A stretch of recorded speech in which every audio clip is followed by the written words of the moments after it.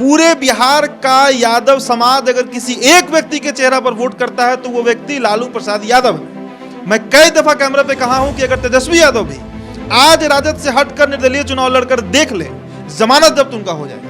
वो एक चेहरा जिस पर यादव वोट करता है वो लालू प्रसाद यादव है, और जब तक लालू प्रसाद यादव का हाथ है या राजद में, तब तक कोई दिव्य प्रकाश, कोई जयप्रकाश यादव फैक्टर नहीं बनते। कहीं भी जाते हैं बेरोजगारी के लेकर नीतीश कुमार को बहुत घेरता है। बेरोजगारी है, फिर से भ्रष्टाचार है हर एक डिपार्टमेंट में। कौन आखिर करता है ये सब? मैक्सिमम तो अधिकारी ही हैं। क्यों नहीं लगाम लगा? आपने बड़े अफसरों को क्यों नहीं पकड़ा? आप छोटे मोटे इंजीनियर को, डीटीओ को और इस को पकड़ लेते हैं। उसके बाद है कि बिहार में जो है ठेकेदारी व्यवस्था, दलाली बहुत ज़्यादा बढ़ा है। तो ये सब चीज़ जो है लोगों को एकदम पसंद नहीं है और इस पर कंट्रोल करना होगा। लोग का जो होता है ना, इच्छा कभी भी खत्म नहीं होता है।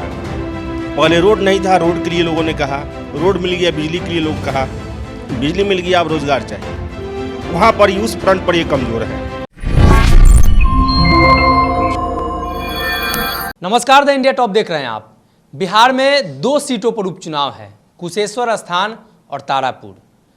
चुनाव बीच में हो गया इसलिए कि 2 जो वहाँ के विधायक थे वो कोरोना काल में इस दुनिया में नहीं रहे। हालांकि आने वाले दिनों में आम चुनाव होगा, लेकिन इस चुनाव का बिहार की राजनीति पर क्या असर पड़ेगा, सबसे बड़ा सवाल है। और साथ ही साथ आपको बता दें कि बिहार में जितने भी पार्टियां हैं वो ये तय नहीं कर पा रही हैं कि उनके दोस्त कौन है, दुश्मन कौन है। महागठबंधन से शुरू करें और एनडीए गठबंधन पर खत्म करें तो एक ही सवाल है। महागठबंधन में एक तरफ कांग्रेस और राजद आमने सामने हैं, वही दूसरी तरफ कहा यह जा रहा है कि जदयू के जो प्रत्याशी हैं उनके खिलाफ भाजपा कहीं ना कहीं चाल चल रही है। तमाम सवाल हैं, ये चुनाव क्यों महत्वपूर्ण है, यही सवाल सबसे पहले हमारा रहेगा। और जुड़ेंगे हम अपने सर आदेश सर के पास। सर, क्या इस चुनाव का प्रभाव बिहार में पड़ेगा, ये महत्वपूर्ण क्यों है? कई लोग तो ये कह रहे हैं कि मुख्यमंत्री का साख दाव पर है, मुख्यमंत्री बन जाएंगे अगर 2 सीट जीत जाएंगे तो।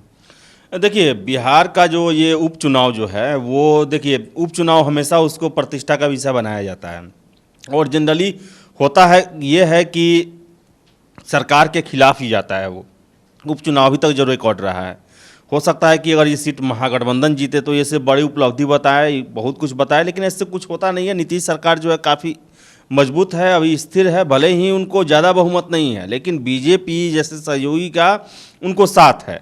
लेकिन आप जैसे कि आपने एक शब्द का चर्चा किया कि कौन साथी है और कौन विरोधी है, वो इस चुनाव में देखने को नजर मिल रहा है। दोनों जो धड़े हैं, चाहे वो एनडीए हो चाहे महागठबंधन हो, महागठबंधन में देखिए आप, कांग्रेस अलग है आरजेडी से, लेफ्ट जो है वो आरजेडी को सपोर्ट कर रही है और कांग्रेस के खिलाफ जा रही है वो।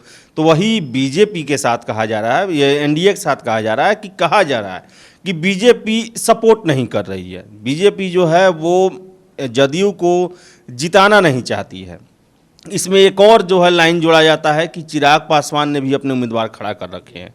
तो ये जो है कहीं ना कहीं जदयू के लिए ही प्रॉब्लम क्रिएट करने वाला है। हालांकि जदयू के द्वारा जो है 2 सीटों पर उम्मीदवार की घोषणा बीजेपी के प्रदेश अध्यक्ष संजय जायसवाल के द्वारा करवाया गया, ये दिखाने के लिए कि हम लोग एकजुट हैं। लेकिन ये जो चुनाव है, ये चुनाव, इसमें आपने सही कहा कि इसमें कौन साथी है, कौन साथ रह के आपके खिलाफ काम कर रहा है और कौन विरोध में रह के आपके लिए काम कर रहा है, ये बताना मुश्किल है। निर्णायक चुनाव तो है ही, क्योंकि नीतीश कुमार जो है 124-25 एमएलए के साथ ही मुख्यमंत्री हैं। अगर 2 सीट अगर आरजेडी को जाता है तो नीतीश के लिए जो है प्रॉब्लम होगा, उनसे प्रश्न किए जाएंगे। सेम सवाल हमारे उदीप सर से भी है। क्या लगता है आपको, बिहार में जो 2 सीटों पर उपचुनाव हो रहे हैं, क्या इससे बिहार सरकार का कुछ बनना बिगड़ना है? क्या आने वाले दिनों में इसका प्रभाव पड़ेगा? क्या बिहार में आने वाले दिनों में 24-25 में जो चुनाव है उस पर इसका बड़ा इम्पैक्ट पड़ेगा क्या? देखिए, 24-25 में चुनाव होगा ये तो कहना अभी अतिशयोक्ति हो जाएगी, जल्दबाजी हो जाएगी, क्योंकि जिस तरीके का हालात बिहार में और खासकर इस विधानसभा जो 2 सीटों पर उपचुनाव हो रहा है, इसको देखकर ये नहीं अभी कहा जा सकता है कि ये सरकार कितनी लंबी चलेगी। कल ही हमने विश्लेषण किया था, कल हमने ये बात बताया था कि लोजपा के साथ साथ बीजेपी और कहीं ना कहीं राजद, ये तीनों मिलकर नीतीश कुमार को हराना चाह रही है। कारण भी हमने बताया था कि कांग्रेस से ब्राह्मण प्रत्याशी हैं, लोजपा से राजपूत हैं, चंदन सिंह मुंगेर के हैं जो तारापुर से लड़ रहे हैं। तो ये किसका वोट काटेंगे? वोट काटेंगे एनडीए गठबंधन का। एनडीए गठबंधन में किस पार्टी से लोग खड़े हैं? जेडीयू। तो कहीं ना कहीं नुकसान किसको है? जेडीयू को है। दूसरा बात जो आप कर रहे हैं कि क्या इम्पैक्ट पड़ेगा, देखिए इम्पैक्ट बहुत बड़ा पड़ जाएगा। नीतीश कुमार की पार्टी ऐसे ही अभी हाशिए पर है, इस बात में कहीं दो राय नहीं है। बिहार की जनता भी जान रही है, समझ रही है कि तीसरे नंबर की पार्टी बन गई है। और इस बात को लेकर जो तमाम नेता हैं, आप देख रहे होंगे पिछले 2-3 महीने से कि बहुत एक्टिव हो गए हैं नीतीश कुमार सोशल मीडिया पर। ललन सिंह को, आरसीपी सिंह को, उपेंद्र कुशवाहा को लगातार बिहार यात्रा करवा रहे हैं। ये वो नेता रहे हैं जो गद्दी पर बैठे रहे हैं और वहीं पर इनको सत्ता मिल गई है, मतलब घर में बैठ के सत्ता मिली है इनको। लेकिन अब नीतीश कुमार का कहना है कि नहीं, आपको घूमना पड़ेगा, जनता से कनेक्ट होना पड़ेगा। कितना दिन आखिरकार जिम्मेदारी नीतीश कुमार अपने कंधा पर लेंगे? वो तो 80 के दौर से रोड पर घूम रहे हैं, सड़क के नेता रहे हैं और सड़क से आज मुख्यमंत्री तक यात्रा तय की है। लेकिन उनके पार्टी में कोई उस कैडर का नेता खड़ा नहीं हो सका, जिसके कारण लगातार ये प्रयास करवाया जा रहा है, चाहे वो आरसीपी सिंह हो, ललन सिंह हो या फिर उपेंद्र कुशवाहा हो। अब ऐसे में आप इसी से अंदाजा लगाइए कि 43 सीट में 2 सीट जो अभी खाली हुआ है, जेडीयू कहीं खाली है। कुल विधायक 41 बचे हैं इनके बिहार में। अगर इन दोनों में से एक भी सीट हार जाती है जेडीयू, ये बहुत बड़ा मतलब कह सकते हैं कि बैकफुट पर आ जाएगी पार्टी। और तेजस्वी अगर एक भी सीट निकाल लेते हैं तो उनके नेतृत्व पर तो ऐसा ही भरोसा उनके जो लोग हैं, जो समर्थक हैं, करते हैं। इसके बाद लालू प्रसाद यादव के दिल दिमाग में ये बात साफ हो जाएगा कि अब उनकी पार्टी को लेकर चलने वाला उनका वारिस तैयार हो गया है। तो बहुत महत्वपूर्ण है जी। तो जैसा सर ने कहा कि तेजस्वी यादव अगर एक सीट जीत जाते हैं तो हौसला बढ़ेगा, लालू प्रसाद यादव का विश्वास बढ़ेगा, उनके समर्थकों का विश्वास बढ़ेगा। भले ही तेजस्वी यादव चुनाव 2020 का चुनाव हार चुके हों, उसमें बैकफुट पर हों, लेकिन अब हम अगले सवाल की तरफ चलते हैं कि 2 सीटों पर जो चुनाव हैं तो जदयू का क्या जो वहाँ की रणनीति है, किस तरह की रणनीति है, और नीतीश कुमार के कौन से ऐसे कार्य हैं जो उस क्षेत्र के लिए निर्णायक साबित होंगे। सर, नीतीश कुमार लगातार मुख्यमंत्री हैं, 15-16 साल हो गए, तो नीतीश कुमार फिर से चुनाव में जा रहे हैं। ये उपचुनाव है तो इसमें ज़्यादा कुछ है नहीं, लेकिन फिर भी कहा यह जा रहा है। तो नीतीश कुमार के कौन कौन से वो कार्य हैं और कौन कौन से वैसे कार्य हैं जिनकी वजह से नीतीश कुमार को इतनी परेशानियों का सामना करना पड़ेगा और उनको अच्छी चीज़ें भी वहाँ मिलेंगी? देखिए, सबसे पहले तो मैं उदित की बातों को कर दूं कि 2 सीट हारते हैं तो देखिए, नीतीश कुमार को मुख्यमंत्री रहना है या नहीं रहना है, ये अब पूरे तरह से बीजेपी के हाथों में है। और अगर नीतीश वो दोनों सीट हार भी जाते हैं, अगर केंद्रीय नेतृत्व चाहती है कि बिहार में मुख्यमंत्री नीतीश कुमार ही रहेंगे तो वही रहेंगे। क्योंकि आप देख लें, 75 सीट जीतने के बाद भी और एक 43 सीट जीतने के बाद भी इनको सीएम बनाया गया। तो ये उपचुनाव जो है पर्सनली नीतीश के छवि के लिए बहुत ज़रूरी है। फिर आपने पूछा कि कौन से चीज़ इनको फेवर करेंगे। देखिए, नीतीश कुमार के सरकार में सबसे बड़ा चीज़ रहा कि इंफ्रास्ट्रक्चर, बिजली, सड़क, जो बिल्डिंग है, ये सब कुछ बहुत बना। और सबसे बड़ी बात आपको बताएं कि नीतीश कुमार जो है कोई भी मामला उनके संज्ञान में आने पर कार्रवाई जरूर करते हैं और बहुत कड़ी कार्रवाई करते हैं, ये इनका प्लस पॉइंट है। लेकिन इसके साथ ही साथ नीतीश कुमार का 2-3 जो सबसे निगेटिव पॉइंट है कि ये जो है मंत्रियों से, जनप्रतिनिधियों से ज़्यादा अफसरों पर विश्वास करते हैं। और अफसर जो हैं अब हैबिचुएटेड हो चुके हैं नीतीश कुमार को। इनकी अब नीतीश कुमार के मानसिक स्थिति को वो समझते हैं कि किन चीज़ों से नीतीश कुमार ज़्यादा गुस्सा होते हैं, कब होते हैं, किस पर है कि वो कुछ नहीं करते हैं या माफ़ कर देते हैं। उसी के हिसाब से उन्होंने बिहार में भ्रष्टाचार को बढ़ाया है। आपको बताएं कि बेरोजगारी को लेकर, फिर से धांधली को लेकर, इन सब चीज़ों को लेकर जो युवा हैं वो बहुत ज़्यादा मुखर रहते हैं, नीतीश कुमार का काफ़ी विरोध करते हैं। लेकिन मैं इसके लिए सरासर जो है सबसे ज़्यादा अफसर को दोषी मानता हूँ। आप ही देखिए ना, हमेशा हम लोग चलाते हैं कि बिहार कर्मचारी चयन आयोग का 7 साल से परीक्षा लटका हुआ है। नोटिफिकेशन तो सरकार ने 7 साल पहले दे दिया। गड़बड़ किसके कारण हो रहा है? गड़बड़ तो अधिकारियों के कारण हुआ। अभी सरकार की तरफ से ही कहा गया है कि जो बीपीएससी हो या जो भी एग्जाम हो, बीपीएससी कितने दिनों से लटका हुआ था और मुख्यमंत्री जी शिक्षक का वेतन का मामला बता दूं आपको मैं कि 5 अक्टूबर को सारे शिक्षकों को वेतन देने के लिए आ गया, कहा गया 24 घंटा के अंदर में आपको पेमेंट करना है। लेकिन देखिए कि आज तक वेतन नहीं दिया गया। तो अधिकारी जो हैं, अधिकारी तंत्र यहाँ बहुत मजबूत हुआ है। इसका विरोध इनके नेता ने भी किया है, इनके मंत्रियों ने भी किया है, और यही अधिकारी जो हैं वो बंदरबाट कर रहे हैं नीतीश कुमार का। कहा जाता ना कि ताली कप्तान को तो गाली भी कप्तान को। तो भले डेवलपमेंट के लिए नीतीश कुमार को सुशासन बाबू कहा जाए, लेकिन इनके द्वारा जो बनाया गया एक लॉबी है ब्यूरोक्रेसी का, जिसमें 8-10 IAS अफसर हैं, पर्दे के पीछे से काम करते हैं, लेकिन सारा गड़बड़ी वहीं पे है और उसी का भुक्तभोगी है नीतीश कुमार। आप कहीं भी जाते हैं बेरोजगारी के लेकर नीतीश कुमार को लोग बहुत घेरता है, बेरोजगारी है, फिर से भ्रष्टाचार है हर एक डिपार्टमेंट में। कौन आखिर करता है ये सब? मैक्सिमम तो अधिकारी ही हैं। क्यों नहीं लगाम लगा? आपने बड़े अफसरों को क्यों नहीं पकड़ा? आप छोटे मोटे इंजीनियर को, DTO को और इस को पकड़ लेते हैं। उसके बाद है कि बिहार में जो है ठेकेदारी व्यवस्था, दलाली बहुत ज़्यादा बढ़ा है। तो ये सब चीज़ जो है लोगों को एकदम पसंद नहीं है और इस पर कंट्रोल करना होगा। लेकिन लॉ एंड ऑर्डर का मामला हो, डेवलपमेंट का मामला हो, यहाँ पर नीतीश कुमार को पक्ष में इनको लोग का समर्थन जरूर मिलेगा। 100 में 100 नंबर देते हैं। हम नंबर देने वाले नहीं होते हैं। अब इस पर जनता को फैसला करना है कि उनके लिए कौन सबसे ज़्यादा जरूरी है। देखिए मैं बताता हूँ, लोग का जो होता है ना, इच्छा कभी भी खत्म नहीं होता है। पहले रोड नहीं था, रोड के लिए लोगों ने कहा, रोड मिल गया, बिजली के लिए लोग कहा, बिजली मिल गया, अब रोजगार चाहिए। वहाँ पर उस फ्रंट पर ये कमज़ोर हैं अभी। तो बिहार में अफसरशाही की बात आती है। मदन सहनी ने भी चर्चा की थी और काफ़ी विवाद हुआ था अफसरशाही को लेकर। फिर से एक सवाल है, क्या लगता है आपको, अफसरशाही बिहार में बढ़ रही है? अफसरों की वजह से बिहार के मुख्यमंत्री नीतीश कुमार की छवि खराब हो रही है क्या? अफसरशाही की बात कर रहे हैं तो एक प्रसंग याद है मुझे, अभी 1.5-2 महीने पहले की खबर थी कि राम सूरत राय जो मंत्री हैं बिहार सरकार में, वो एक थाना में फ़ोन करते हैं तो थानेदार उनसे कहता है कि हम CM से समझ लेंगे। ये फ्रंट पेज में छपा था ये खबर और बहुत बड़ा खबर है। आप देखिए कि एक विभाग का मंत्री, वो भी बड़े विभाग का मंत्री, कोई एक थानेदार अगर इस तरह कह रहा है तो आप मनोबल समझिए कि कैसा अधिकारियों का मनोबल है कि सीधा वो डील कर रहे हैं मुख्यमंत्री से। मुख्यमंत्री को शायद नहीं पता होगा ये चीज़, लेकिन उनके दिमाग में है कि हमारी सरकार है, हमको बचा लिया जाएगा, हमको सस्पेंड नहीं किया जाएगा। तो अफसरशाही का तो यही हाल है।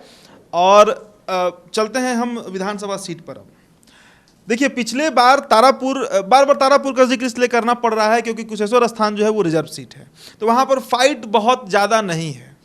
मानिए चाहे मत मानिए, वहाँ पर JDU निकल जाएगी। अभी तक जो अनुमान है, हमारे रिपोर्टर विशाल पहुँचे हुए हैं, वो खबर भी आपको हम दिखाएंगे। वहाँ पर शायद वो सीट जो रूलिंग गवर्नमेंट है, सत्तारूढ़ दल है, वो निकाल लेगी। लेकिन तारापुर में पेंच फंसेगा। पक्की बात है कि तारापुर में पेंच फंसेगा, क्योंकि गठबंधन बहुत बदला है। उपेंद्र कुशवाहा जो पिछला बार वोट काटे थे, वो नीतीश कुमार को आ रहा है वो वोट। साथ ही साथ मेवालाल चौधरी और दिव्य प्रकाश जो कि राजद की प्रत्याशी थे, मेवालाल चौधरी JDU से थे, इनके बीच जो जीत और हार का मार्जिन था वो 7,225 वोटों का रहा है। मतलब ये नहीं कह सकते हैं कि दिव्या प्रकाश जो हैं, जो पूर्व मंत्री हैं जयप्रकाश यादव, उनकी जो पुत्री हैं, कोई बहुत बड़ा मार्जिन से हारी हैं। थोड़ा सा वोट का अंतर हुआ है, समझिएगा। अब देखिए, तेजस्वी जो यहाँ पर अपना गेम सेट किए हैं, यादव का टिकट काटे हैं। अब बहुत लोग को ये लग रहा है कि यादव उनको वोट नहीं देंगे। ये गलतफहमी है बिहार में, किसी को अगर लग रहा है तो। पूरे बिहार का यादव समाज अगर किसी एक व्यक्ति के चेहरा पर वोट करता है तो वो व्यक्ति लालू प्रसाद यादव है। मैं कई दफा कैमरा पे कहा हूं कि अगर तेजस्वी यादव भी आज राजद से हटकर निर्दलीय चुनाव लड़कर देख लें, जमानत जब्त उनका हो जाएगा। वो एक चेहरा जिस पर यादव वोट करता है वो लालू प्रसाद यादव है, और जब तक लालू प्रसाद यादव का हाथ है या राजद में, तब तक कोई दिव्य प्रकाश, कोई जयप्रकाश यादव फैक्टर नहीं बनते हैं। तो यादव वोट मिलेगा तेजस्वी को। अब देखिए, इसके बाद बनिया वोट, वहां पर कहा जाता है कि 20% उस पूरे विधानसभा क्षेत्र में बनिया का वोट है। अरुण शाह को टिकट दिया गया। अरुण शाह नेता भी पुराने रहे हैं और कहा जाता है कि वैश्य समाज में उनका अच्छा पकड़ भी है। वैश्य कैडर वोट किसका है? बीजेपी का। तो बीजेपी को सेंध लगेगा, बीजेपी को नहीं लगेगा, ये JDU को लगेगा। समझिए टेक्निकल बात, बीजेपी का प्रत्याशी नहीं है। वोट किसका कट रहा है? तो वोट कट रहा है JDU का। कोई मिश्रा है, मैं नाम भूल रहा हूं, जो कांग्रेस से लड़ रहे हैं, वो किसका वोट काट रहे हैं? ब्राह्मण है। अगर वो 4 से 5,000 ब्राह्मण का भी वोट काट रहे हैं तो वोट कट रहा है JDU का, वो भी जा रहा है तेजस्वी के पक्ष में। चंदन सिंह राजपूत हैं, लोजपा से उनको टिकट दिया गया है, मुंगेर के रहने वाले हैं, तारापुर से लड़ रहे हैं और दबंग नेता है वहां के। किसका वोट काट रहे हैं? अगर राजपूत का 4-5 वोट भी कटता है तो नुकसान किसको है? नीतीश कुमार को। इसलिए मैं बार बार कह रहा हूं कि ना तो जीत हार का मार्जिन ज्यादा था, और इस बार हाँ, एक और बात, उपेंद्र कुशवाहा को भी कुछ वोट वहां पर आए थे, जो मतलब जो कोयरी समाज है, जो कुशवाहा समाज है, वो भले ही चला जाए नीतीश कुमार के साथ, लवकुश समीकरण को साधने का भी कई दिनों से प्रयास भी कर रहे हैं। उपेंद्र कुशवाहा यात्रा भी किए हैं। बीजेपी हालांकि सम्राट चौधरी को वहां एक्टिव कर दी है, लेकिन बहुत एक्टिव नहीं है सम्राट चौधरी। उनके रंग ढंग को, चाल ढाल को देखकर अच्छा वो पटना वापस भी आ गए हैं। आज सुबह ही उनकी गाड़ी जो है वो पटना पहुंची है। तो ऐसे में कहीं ना कहीं पेच फंसेगा। तेजस्वी यादव, कहना तो बहुत जल्दबाजी होगी, लेकिन अगर समीकरण जो बैठाया गया है तेजस्वी यादव के द्वारा वो अगर बैठता है तो यादव का वोट करीब 16-17 हज़ार वोट, और 16-17 हज़ार वोट जो वैसे का है, मतलब 30 से 32 हज़ार वोट एकदम श्योर शॉट है जो मिलने जा रहा है। किसको? तेजस्वी को। और नीतीश कुमार का लॉस कितना होगा? तो अगर आप 4,000-5,000 वोट भी मानते हैं ब्राह्मण का, राजपूत का, तो 8 से 10 हज़ार वोटों का नुकसान है जदयू को, जो पिछले विधानसभा में नहीं हुआ था। तो कहीं ना कहीं तेजस्वी इस सीट को शायद निकाल कर ले जाए। इसीलिए बार बार चर्चा तारापुर की हो रही है। कुशेश्वर स्थान सेफ सीट माना जा रहा है नीतीश कुमार के लिए। तो कहा जाता है कि चुनाव के समय में अगर आपके विरोधी, यानी आपके विरोध में जो खड़े हुए हैं, एक वोट अगर आपका काटते हैं तो 2 वोटों का अंतर होता है। अब हम चलते हैं कुशेश्वर स्थान सीट पर। वहां का समीकरण क्या है, किस तरीके से वहां चुनाव लड़े जाएंगे और किन का दबदबा रहेगा? देखिए, कुशेश्वर स्थान और जो समस्तीपुर का जो इलाका है, सराय रंजन, जहाँ से ये विजय कुमार चौधरी जीते हैं, ये सब इलाका जो है जदयू का बड़ा सेफ इलाका है। और यही कारण है कि नीतीश कुमार इस इलाके में ज़्यादा ध्यान भी देते हैं। कुछ दिन पहले ही आप देखे होंगे, बाढ़ को देखने के लिए नीतीश कुमार कुशेश्वर स्थान ही गए थे, और महेश्वर हजारी जी जीतने वाले वहाँ पर थे और अच्छा मार्जिन से जीते हुए हैं। उनके बेटे को मिला है, तो पूरा उम्मीद है कि यहाँ पर जदयू अच्छा परफॉर्मेंस करेगी। और इतिहास भी देखें तो लगातार जदयू का वोट परसेंटेज यहाँ बढ़ा है। तो वो जो इलाका है, वहाँ के लोग जो हैं, कहा जाए तो वो ऐसा इलाका है जहाँ पर जदयू का अपना कोर वोटर है। सराय रंजन हुआ, कुशेश्वर स्थान हुआ, फिर से मधुबनी और दरभंगा का जो इलाका है, मिथिला क्षेत्र का, जहाँ पर काम भी किया गया है, वहाँ से मंत्री भी ज़्यादा बनाए गए हैं और इसका प्रभाव वहाँ मिलेगा। यहाँ पर जदयू, जो उदित ने बताया, तारापुर के हिसाब से काफ़ी सेफ स्थिति में है। एक और बात मैं जोड़ूंगा सन्नी। देखिए, कुशेश्वर स्थान हो या फिर बिहार का कोई भी रिजर्व सीट हो, पिछले विधानसभा में जब बिहार घूम रहा था तो कई रिजर्व सीट पे गया, जैसे कि मेरे गृह जिला बक्सर का जो राजपुर सीट है, जहाँ से इस बार विश्वनाथ राम जीत गए हैं कांग्रेस से, और जो पूर्व में मंत्री रहे हैं वो हार गए हैं, उनका नाम मैं फिर भूल रहा हूँ, राजपुर से पूर्व विधायक रहे हैं।